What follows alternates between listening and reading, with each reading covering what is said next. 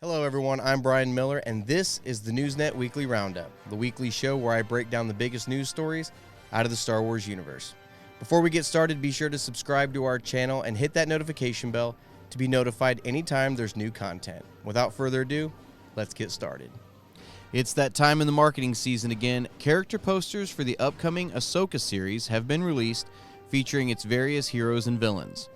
Those highlighted have been the most prominent across the show's trailers and spots ahead of the series' 2-episode debut on August 23rd.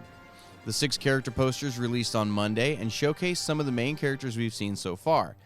It's probably a safe bet we'll continue to get posters up to and beyond the release of the series and after each episode, so if you haven't seen your favorite yet, patience.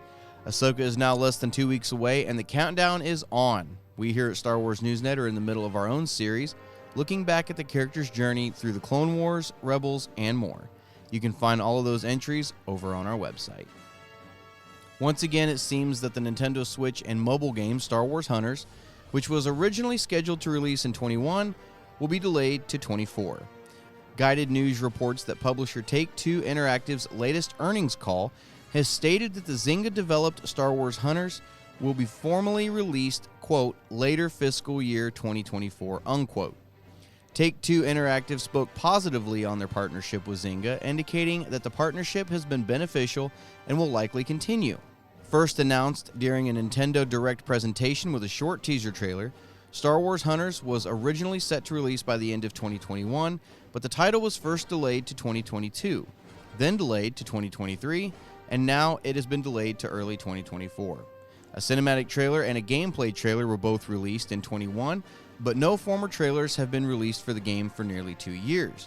The title explores the period shortly after the events of Return of the Jedi, relatively close to the start of The Mandalorian in terms of the overall narrative of the Star Wars franchise. The tie-in novel Battle for the Arena has been released, which would have more closely coincided with the planned release date of the video game, exploring the backstories of various playable characters. The game allows you to play a variety of bounty hunters, each with their own unique sets of abilities, as all compete to assert dominance in the arena.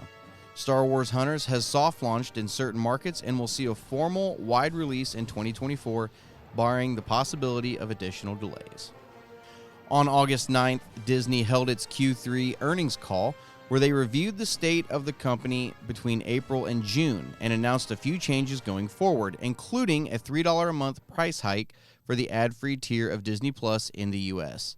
In the 19-page presentation that was posted online and that we assume was used during the call, a list of upcoming events for each of Disney's major arms, theatrical, streaming, and parks, was included.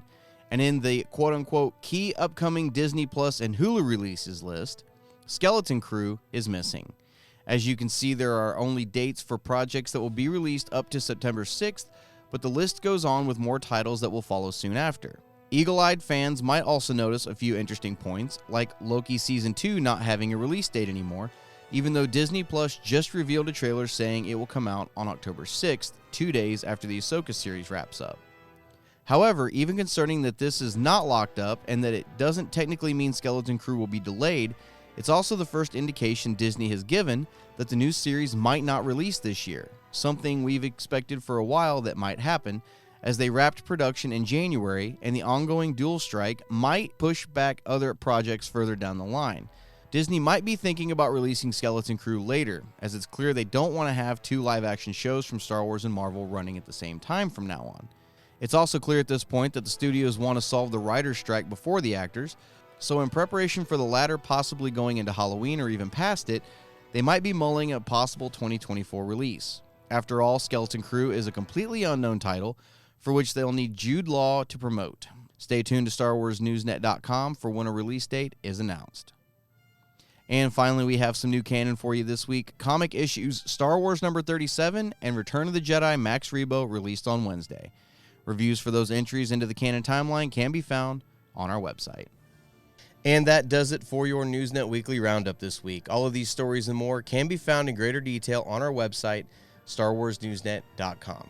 Don't forget to check back regularly for updates to stories and breaking news out of the Star Wars universe.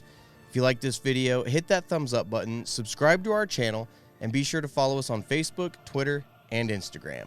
You can also follow me on Twitter at Brian Miller 1138 and catch me each week on my show, the Star Wars Canon Podcast. Until next time, may the Force be with you.